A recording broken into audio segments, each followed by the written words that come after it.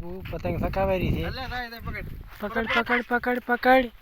અલ્યા અલ્યા કેટલું ઓછો થડ્યું છે બેટા પતંગ?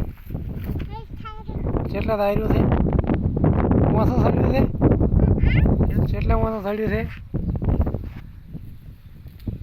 આહા સડાઈ રહ્યું હે પતંગ સડાઈ રહ્યું ને બાબુ.